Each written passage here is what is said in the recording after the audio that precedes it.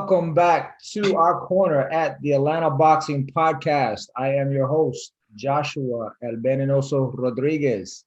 And our co-host, Christian Steele, will not be joining us today because he has some family issues that he's going to be taking care of. It's all good. I have a special guest in the meantime, the one and only Mike Montero. Montero Unboxing. How you doing, sir? Good, man. How you doing? Thanks for having me on. Oh, man, it's a pleasure, man. I've been trying to get you on here for a little while, but I know you're busy and I'm busy, so trying to coordinate those schedules. It's good to have you here.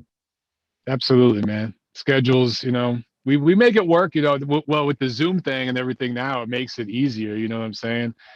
Doing this in person these days, it's so hard to coordinate schedules, but cool, we got the Zoom hookup, so let's do it, baby. You gotta love the modern technology, right? Yeah. So absolutely. First and foremost, the most important question for us, how's your training going?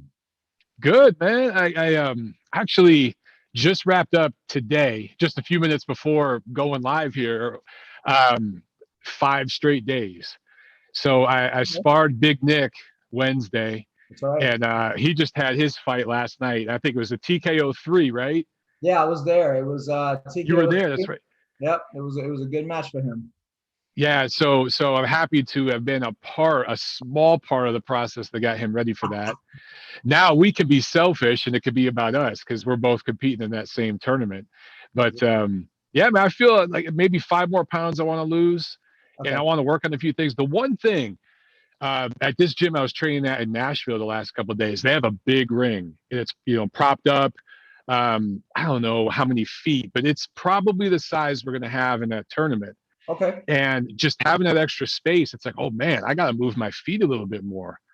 Because, in our ring at steel boxing, it's great for it's great for cutting the ring off.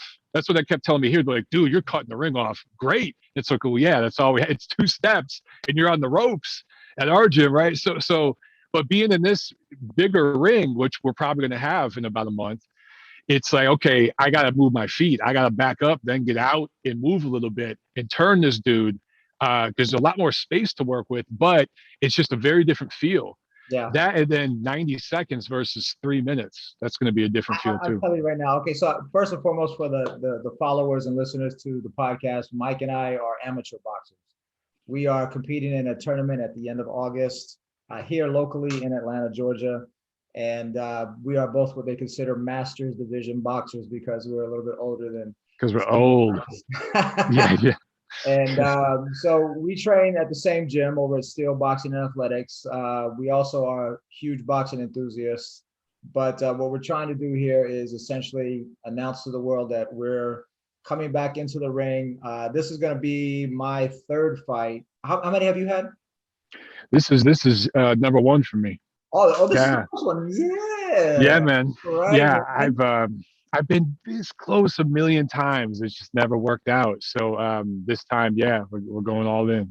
But that's all good, man. I mean, that's the thing. It's, as boxing fans, it's not about how many times we're in the ring. It's really how many times we go in there and we put our heart and our sweat and everything into the training. And obviously we love the sport as much as we do. I guess maybe that's kind of a good point to kind of get into because you and I have had a few chats at a couple of events and talking to the gym, but maybe you can kind of give the background on Mike and how he got started in boxing in general. Okay. And then we can kind of maybe see which way it goes.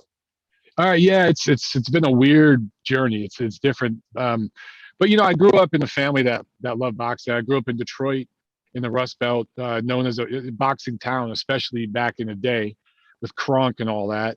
And just watching fights as a kid and all that and training a little bit. The neighborhood that I grew up in, I did get in a lot of fights. I got, picked on. I looked a little different than a lot of the other kids. And so I had to learn how to defend myself a little bit. So, and then I was in the Marine Corps when I turned 18, went into the Marines and did a little more work there, a lot more practice. But it's a very different setup in the Marines because you're in a class and you're in a big group. You don't get that one-on-one attention a lot of times. Yeah. But so I did a little bit there and I've done a lot of sparring and maybe some underground tough man kind of stuff, but nothing sanctioned, nothing official on my USA boxing record. When I was 29 years old, I moved to LA. Okay. And I had written and blogged about boxing just as a fan, as a diehard fan for years before that on like free websites. Right. Like there was a site back in the day called Eastside Boxing Okay. and the Boxing 24/7, things like that. So I wrote for those sites, Okay. just blogging. Yeah. But hanging out in LA, there's such a huge gym scene out there, and the business is out in LA now. It left New York a while ago. There's still obviously promoters, but a lot of the promoters in the media now, it's Vegas and LA. It's the West Coast running boxing in America right now. Right. And so like I was just at the gyms, hanging out, training, talking boxing, and I bumped into a few guys who were like, dude, you could write about this. You could talk about it, write about it. You know your shit, your stuff. Sorry, you know your stuff, and you know you have a good voice, good presence, whatever. So I started getting credentialed to the World Series of Boxing. There was a team in LA the first few years of the World Series of Boxing called the LA Matadors. Okay. So it's like semi-pro. Gotcha. They didn't have headgear, you know, it's kind of in the middle. And I started covering those cards for a couple magazines. And there was actually one dude on the LA Matadors who was from Texas. Okay. And there was a Texas newspaper that credentialed me, even though I'd never even been to Texas. Right. But they credentialed me because I was in LA to cover him. And it really just went from there. So now I've been writing for Ring Magazine for several years. Before that, I wrote for Boxing Monthly, which is a British magazine that unfortunately didn't make it through the COVID lockdowns. We actually went down last year. So, but I've written for Ring for years. I started a podcast years ago that Ring Magazine, RingTV picked up. Right. So my podcast is, it's called The Neutral Corner. Yep. It's every Monday, 5 p.m. Eastern. Yep. I take calls. We have phone lines from the United States and the UK. We get calls from really all over the world. Right on. And I've done ringside commentary. I've done press row scoring. I've shadowed commissions. I've done a ton of radio work. I've hosted gigs. I've done TV work. So all that culminated to me moving to Atlanta a couple of years ago. I got engaged. I met my wife out there. And we decided, you know, if we're going to get married and maybe have kids one day, which we're thinking, we're not quite there yet, maybe one more year. I was going to ask you, how close are you? We're close. We're thinking about next year. Okay, next year. My sister's about to have her second in December. So we're giving her 2021. You're right. I don't want to step on no toes. Yeah. So next year, that's what I think we're going to do it. But man, we didn't want to raise kids in LA. You got to be a millionaire to afford a decent house and go to a decent school. Yeah. We moved to Atlanta and we went from working class to middle class in an instant. Right. Overnight. Amazing, right? You know what it's like because you came from New York, right? So you know that feeling of it's like I could buy a house in the suburbs with grass, you know, and it's in a good neighborhood. Yeah. So that's where we're at now. And I've been training with Christian Steele at Steel Boxing since November. And tragically, last November, my brother died of a drug overdose. Actually, he was into some bad stuff. It was some bad people, and I tried to get him out of that. Me and my family went through a lot, and it just in the end, it just wasn't enough. So he ended up passing away last November, and that's literally the week I started training with Christian. He died, and it was actually the morning I found out I had been training with Christian that morning. That's crazy. Crazy, right? It's like the universe put us together, and I've just been, you know, I went through a depression. I was drinking and eating and all that stuff, and then ultimately I decided, you know, I've been so close to competing a million times. I've trained at a million gyms through boxing, and I've sparred hundreds of rounds, but I've just never competed on the record. And I'm like, I want to do this for my brother. Exactly. So that's what this is all about next month, this tournament, this Masters thing that we're doing in Atlanta. For me, I'm dedicating this to my brother. I want to put it all together and get some fights on the record for him. You're listening to the Atlanta Boxing Podcast. Very good. You know, it's interesting you say that because, you know, I think we kind of touched on this a little bit. I had a brother, I still have a brother, but it was very close to the same situation. His addictions were putting him down a path that we essentially thought the same thing was about to happen. He's a little bit younger than me. He's a year and a half. I was the older brother. Me too.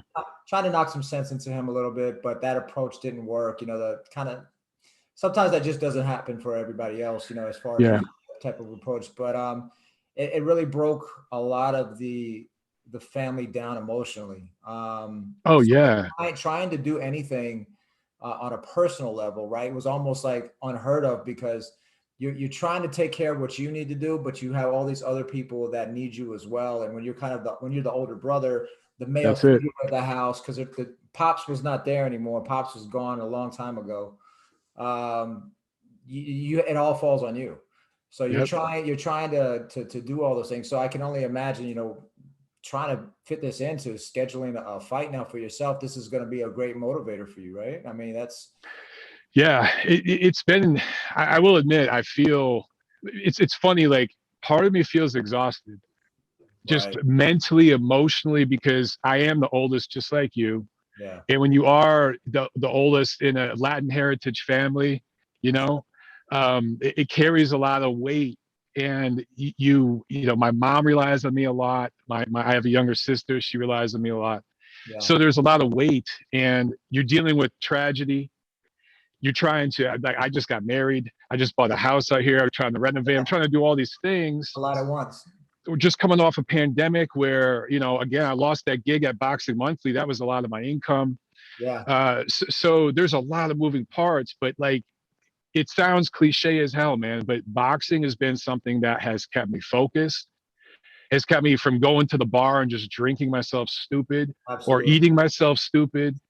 Um, and I'm feeling, it's like I'm exhausted, but I'm Yeah, exhilarated at yeah, the same time. You know what I'm saying? And it's increased my respect for fighters because we're going through about this percent of what the real dudes are going through, right? But absolutely. that it gives a little perspective. That's it's actually great perspective. Yeah, When I look at some of the fighters that I've seen coming from Cuba, where my family's from, fighters here in the States that grew up like in Detroit or New York, Philadelphia, that come from the gutter, so to speak, mhm, yeah, Manny Pacquiao, how he got started with his fighting, just being from, from the Philippines where it was just absolutely nothing, trying to find food day to day. And I've been to a lot of these countries too, so I've kind of seen it firsthand where, you have these high-rise buildings on this side, and then you've got the shanty towns on the right side. exactly. So yeah, it's not the exact same struggle that they're going through, but it helps us have that much more of a profound respect for what they're doing because, as you know, we know boxing essentially is a poor man's sport, and Absolutely. Yeah. that's where they come from, and they're trying to get out of that, right? So to maintain Trying to that, fight your way out of it. trying to fight your way out of it, it's admirable that you're doing that, man. I mean, when you dedicate this for your brother, and we know you're going to get the win, so we know it's going to happen. No How pressure. are you going to feel? You've got like some insight on saying like, how do you think you'll feel? Do you feel potentially a sense of relief, or are you just looking just to get the W first and then see what happens from there? It's crazy you bring that up, man, because I don't know. Like part of me wonders, is it just gonna be like, what I'm saying, like that weight is off Yeah, because I'm feeling more and more as we get closer to it. I'm feeling that weight yeah, because my family's gonna be watching, my yeah, friends, a lot of my readers, my subscribers, my peers in the media know what I'm doing. They're all gonna be watching, even if they say they're not. They're gonna be watching. You know what I'm saying? Of course, because people talk. So I yeah, can't go in there and lay an egg, but I don't know. You never know, dude. The judges could rip me off. I yeah, could throw out my shoulder in the first. You just don't know. For me, again, not to sound cliche, but I just want to. It's the journey. It's going through the pain of the training. It's going through all the punches and sparring. Having Big Nick pound you. You know what I'm saying? That dude could crack. He's a big 260 guy. pounds will do it to you. Yes, he's got 50 pounds on me. Yeah. Um, so just going through that process and showing up and giving 100% of what I got. Yeah. Do I want the W? Hell yeah. Yeah, But just showing up and doing this and putting it all together consistently and doing it for my brother Anthony. I just, I think when it's done, I will feel relief. But I just hope that if he's somewhere out there in the universe that can see me, he's proud of me. yeah, That's what I want. I yeah. just want him and my family to be proud of me.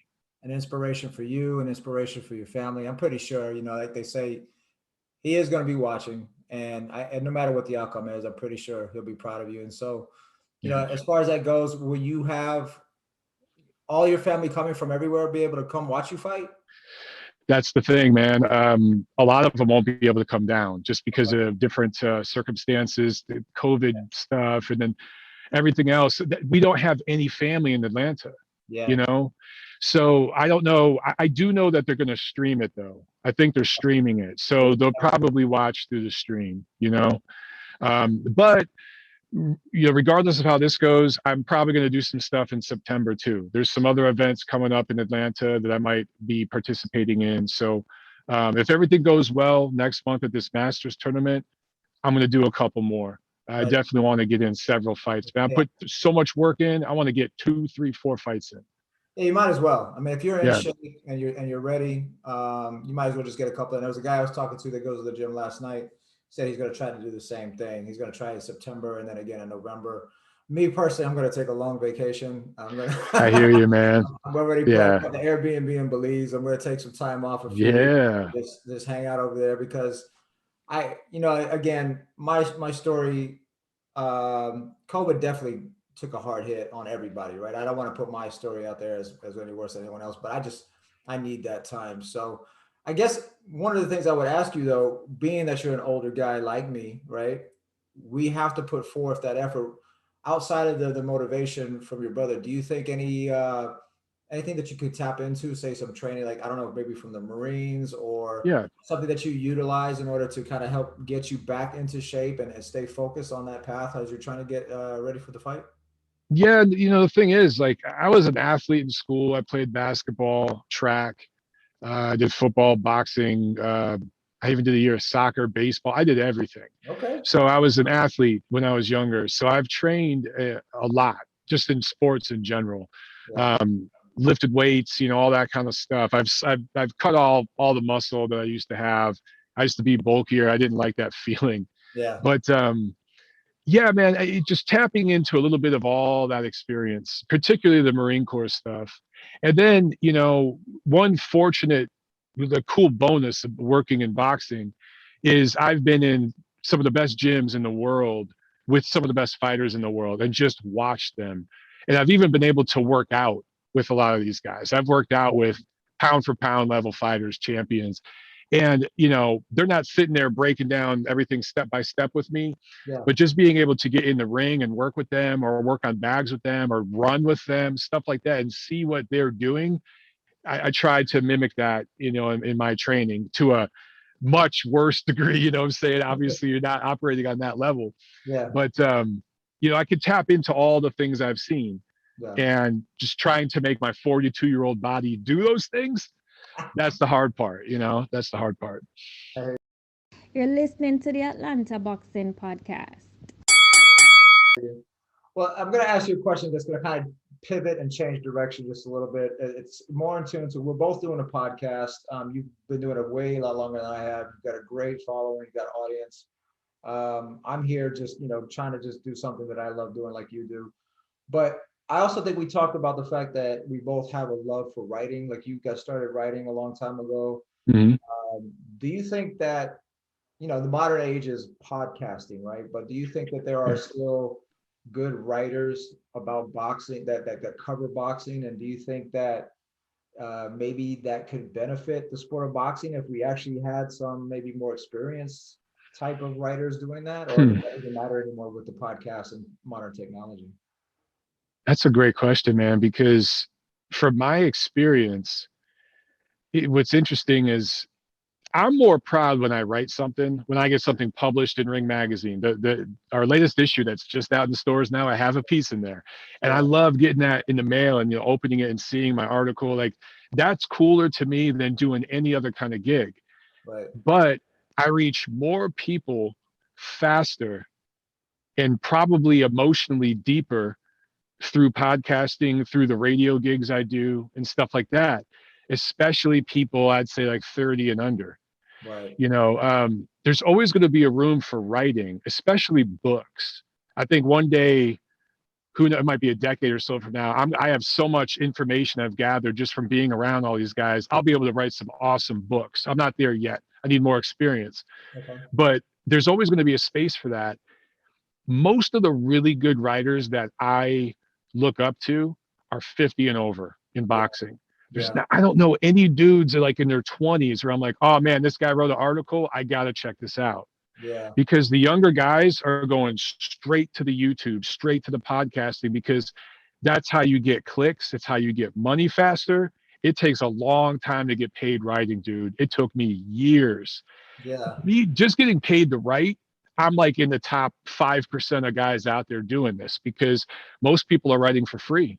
Yeah. That's the truth. I think I read something about guys like Wallace Matthews, one of Mhm. the boxing writers that came out of New York, how I think he's part of he was part of the Hall of Fame. He was a voter for Hall of Fame at one time, but he kind of built his way up to that point. And there was Yeah. a brief time where he transitioned from one entity to the next, and he was actually doing that. He was just writing for the love of it for a website that was that didn't pay him anything.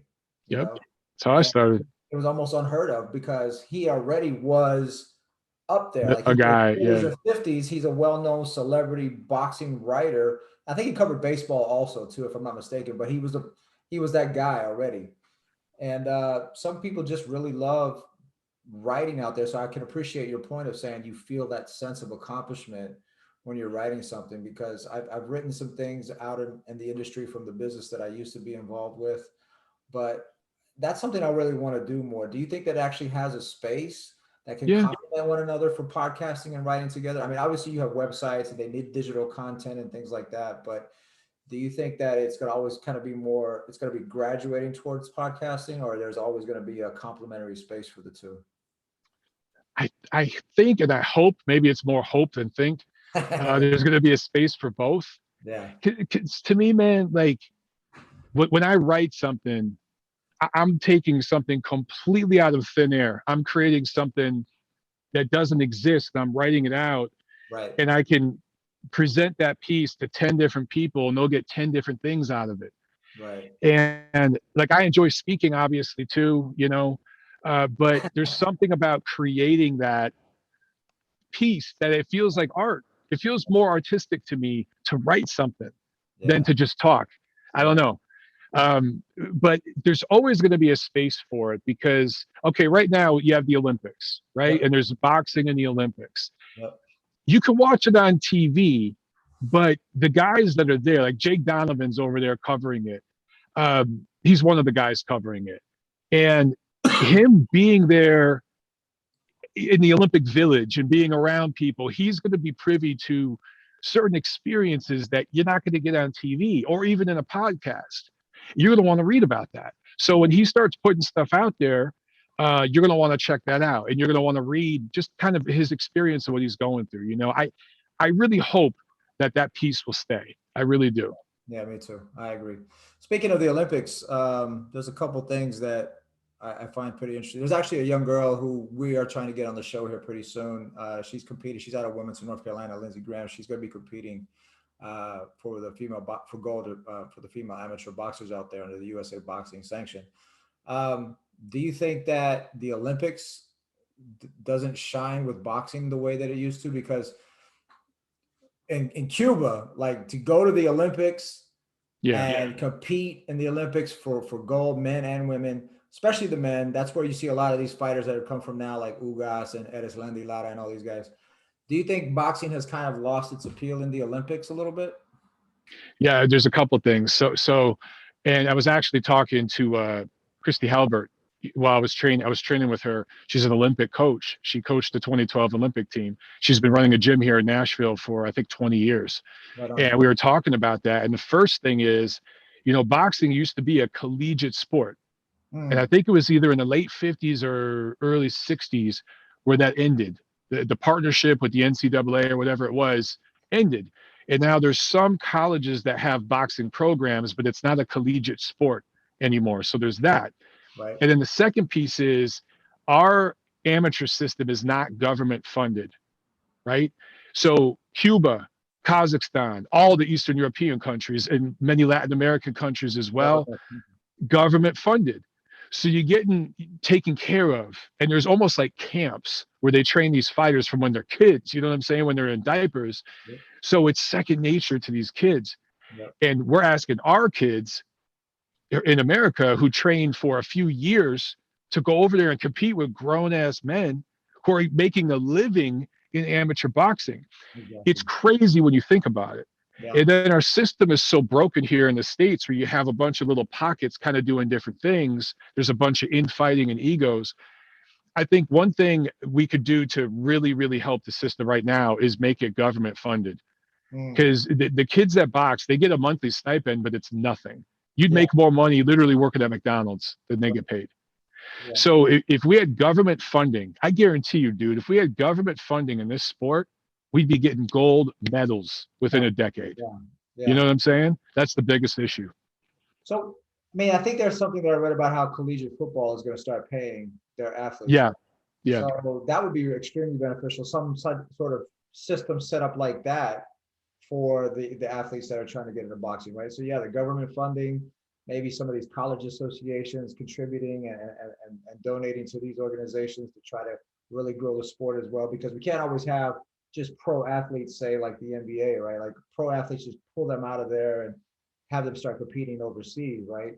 I think, Hmm. obviously with COVID taking a hit on that, that there's definitely a lot of reevaluating on how that should be done. That people have had time to do that now. So hopefully, there is something that can change into that. So coming back to states, You're listening to the Atlanta Boxing Podcast. obviously we're the Atlanta Boxing Podcast. We are really trying to showcase that talent that's here in the South, not just Atlanta, but in the Southeast also.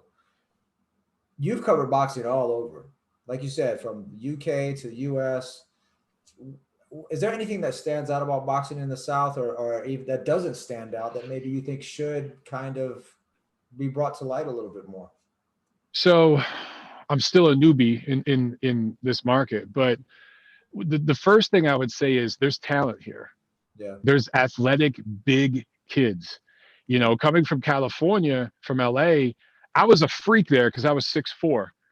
I come out to Atlanta, there's a bunch of dudes that are bigger than me. You know what I'm saying? There's talent just of all sizes. There's Yeah. a lot of athletic kids out here that end up playing football and basketball. There's a huge I didn't even know. There's a ton of baseball players from this area. There's a ton of Yeah. tennis players. I had Yeah. no idea.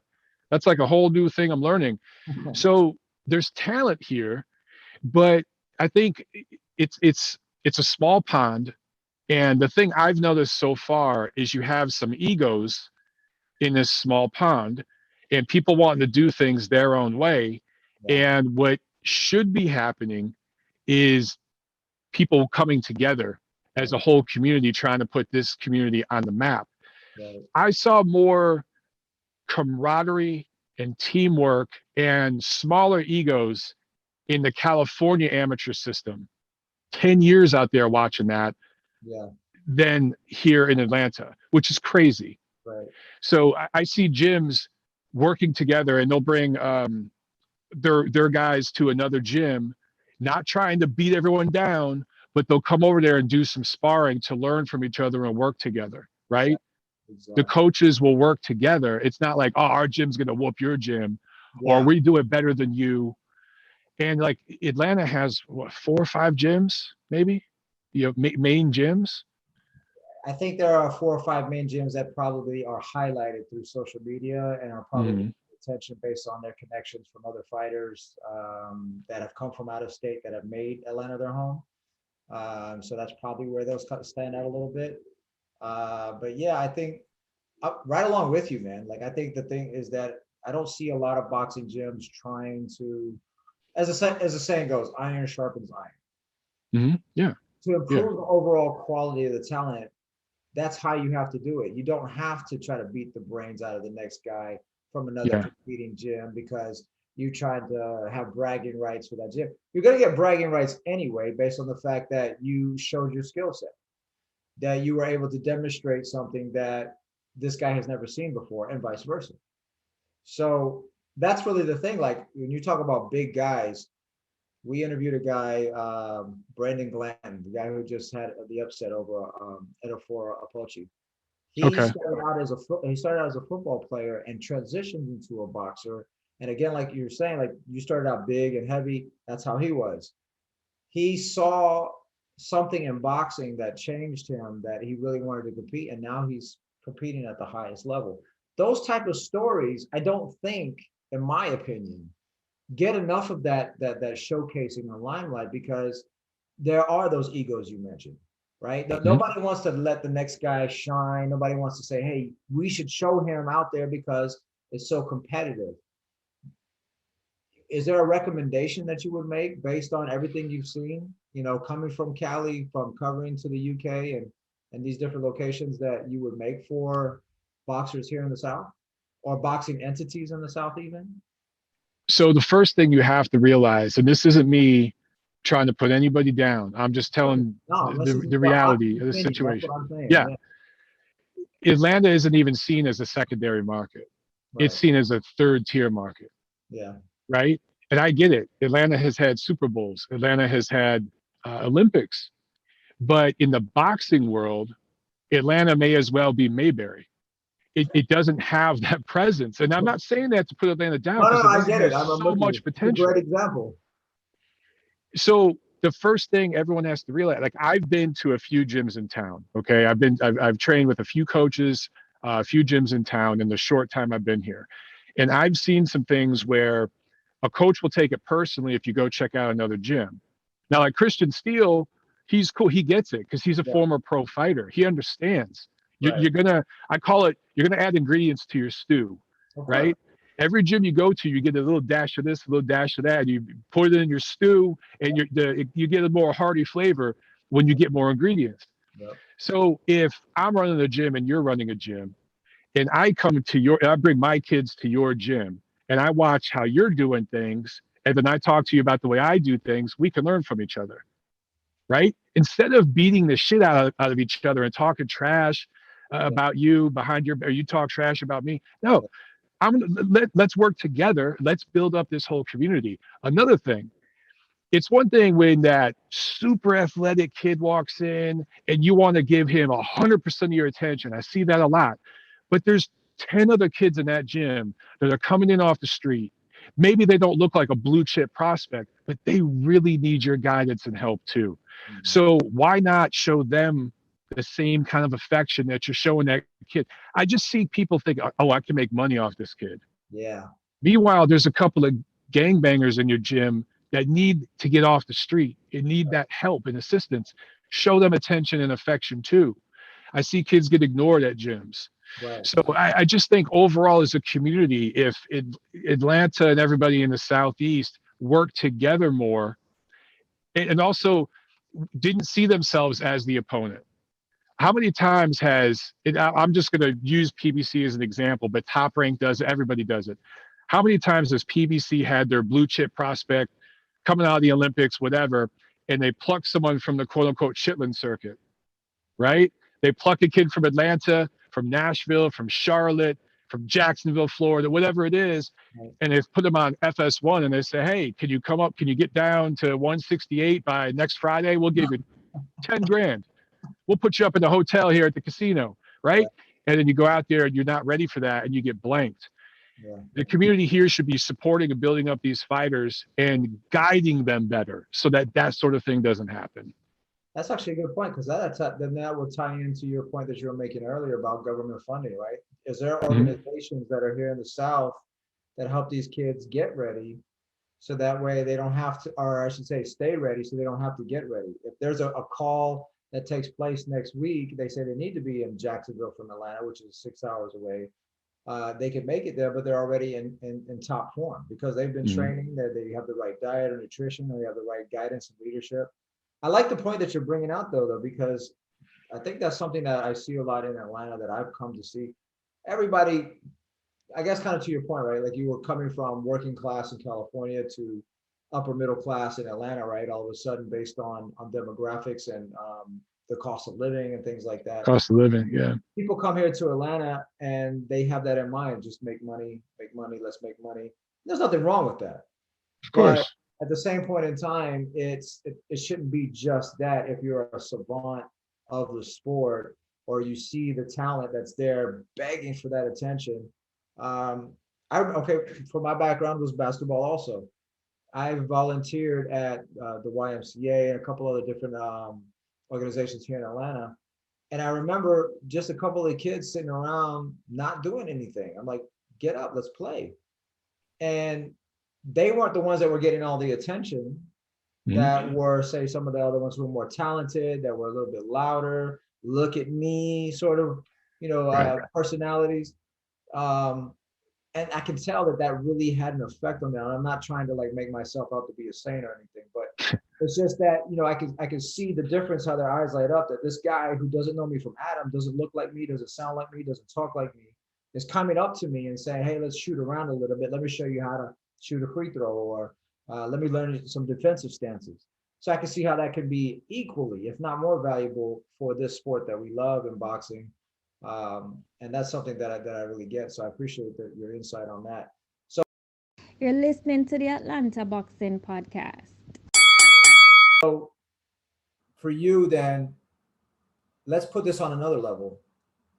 Other media entities, do you see that competitiveness? Do you see that type of etiquette that exists with other media entities that are trying to see, like right now we're complementing each other, we're working together, we're just talking, we're on a show, you've blessed us by being on the show. Do other media entities kind of have that attitude as well that you're Oh seeing? yeah. Yeah, like Oh, they, it's horrible. It's yeah, horrible. Yeah. The boxing media is very, very fragmented. And now it's a microcosm of the media as a whole. I mean, just I'm not going to get political, no, you don't but have to. just look at politics, right? Sure. The presidential election, whatever side of the damn fence I don't care about any of that crap, by the Red way. or blue, yeah, I don't care either. Yeah, I'm purple as hell, but like purple AF. Right, But right. there's segmented media. There's media for these people, there's media for those people, and depending on what channel you watch, the story being told is going to be changed, right? Yeah. You're getting that in boxing media now. And there are certain members of the boxing media that are sometimes directly paid, but sometimes indirectly paid by promoters themselves. And there's certain platforms attached to promoters. And, I bring this up and people always, bash Ring Magazine because we're owned by Golden Boy Promotions. But we are a completely separate wing. Nobody at Golden Boy Promotions works at Ring. We're a completely different company, a completely Good to different know. entity. That's good to The know. people that pay our check is the same parent company, but nobody from that organization is involved in our ratings, our writing, any of that. It's completely separate. And our ratings panel is global. We have people on the ratings committee from different continents all over the world. So we do it a little bit differently. Whereas, ESPN, they're directly linked to Top Rank because Top Rank has an exclusive deal with ESPN, right? And PBC has certain entities that, well, they're with Fox, and Fox, their parent companies own certain media entities. So there's little pockets of media, and a lot of the people in media beef, man. There's huge egos in What's the the boxing media. Oh, why though? I mean, It's really weird. I've had to learn the hard way. I've been in shouting matches, and I've been in situations where I'm like, Jesus Christ, really? Are we doing this? And I'm trying to be Switzerland over here. I'm trying to be cool with everybody, but some people make it really hard to do that, man. There's Hey, huge egos. and I asked that because as our podcast is gaining some traction, I've had a couple entities reach out to me and just say, hey, can you give me so-and-so's phone number, that fighter that you were covering, such and such that? I'm like, I'm sorry, who are you? Like, you didn't introduce Get used to yourself. that. I don't know who you are. Even on a personal level, like if somebody comes up to me and says, hey, Joshua, can you give me Mike's phone number? I just want to ask him a few questions. I'm like, why would I just give you Mike's phone number? Like, that's, to me, the etiquette just doesn't exist. So you're saying that's common practice. Very common. I get hit up for Bob Arum's number.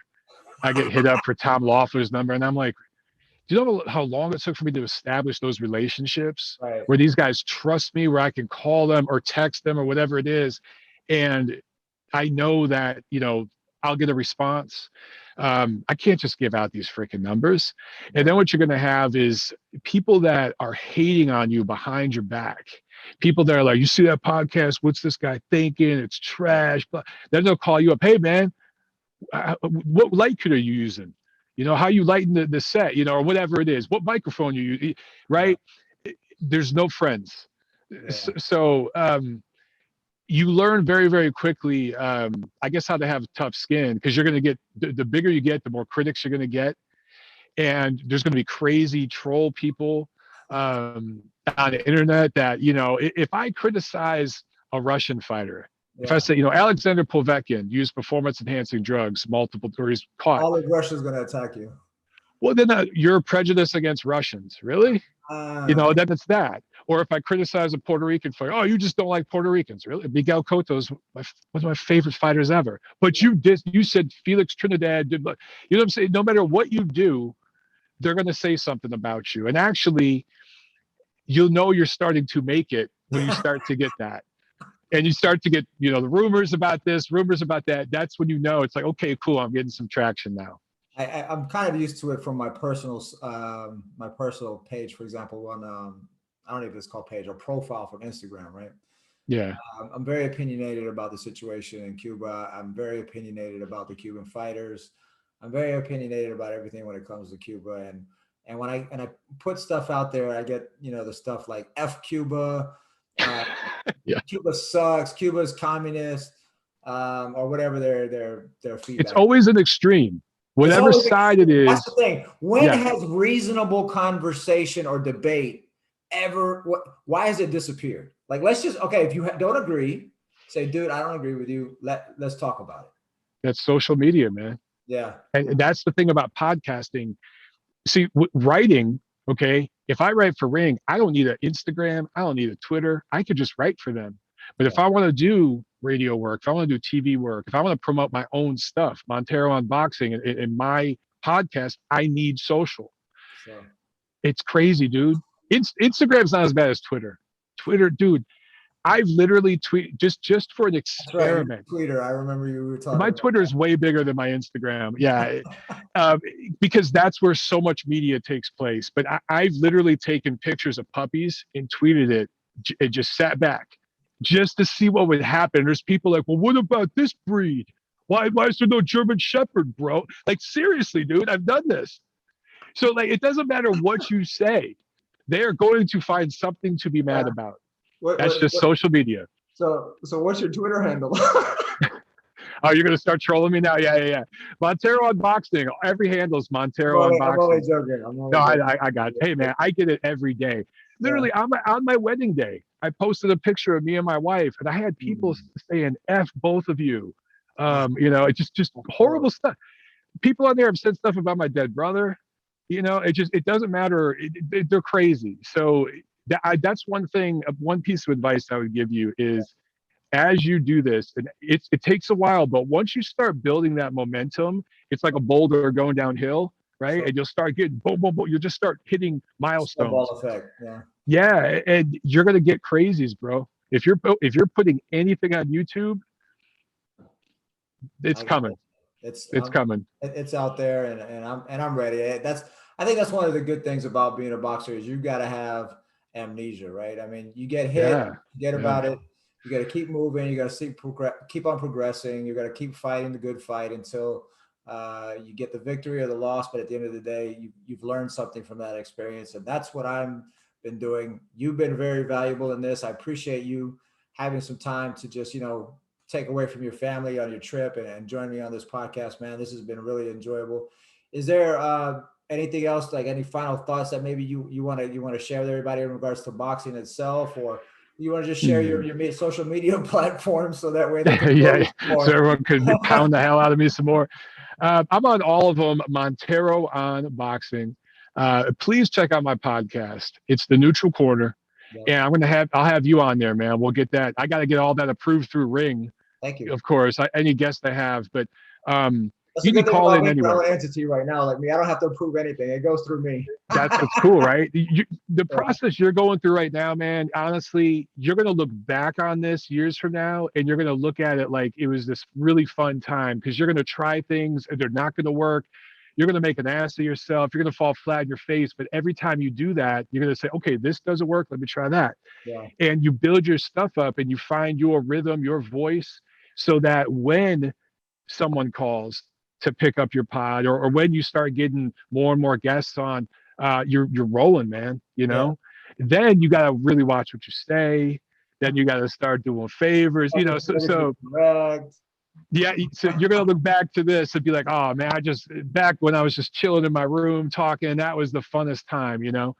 But I would say, yeah, everyone, please check out my pod, and also, please, top fighters, fight each other more. Yeah. Can we get more of the top guys fighting each other some more, please? Yeah, as a fight fan. That's an awesome thing to say. That was something that I heard Teddy Atlas talking about on his podcast, was that the difference between boxing and UFC is that UFC gives everybody the fights they want to watch. Boxing doesn't match up the fighters that they want to see. So I know that's probably a topic, a whole another topic we can get into for another time. Oh yeah.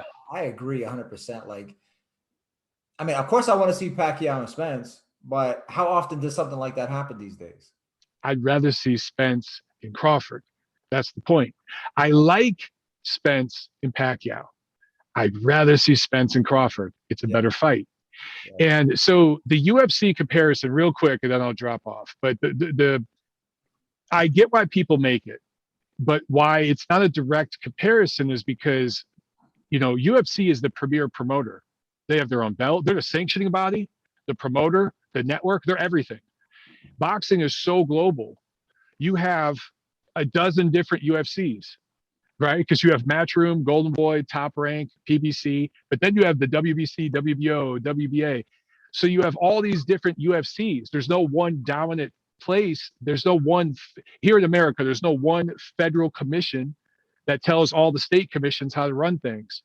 So you have all these loosely connected pieces that kind of work together, but they're all looking out for their own self-interest. Over in MMA, I know that there's a couple other promotions, but UFC is the top dog, right? When you think MMA, you think UFC. Yeah. It's just like when you think American football, you think NFL. When you think boxing, you don't think WBA, Top Rank. You think Floyd Mayweather, Manny Pacquiao. The fighters are the brand in boxing. In other sports, including the UFC, the league is the brand, right? When an MMA fan thinks UFC, when they picture that logo, they know what they're getting. Yeah. But in boxing, they don't know the difference between WBC, WBO.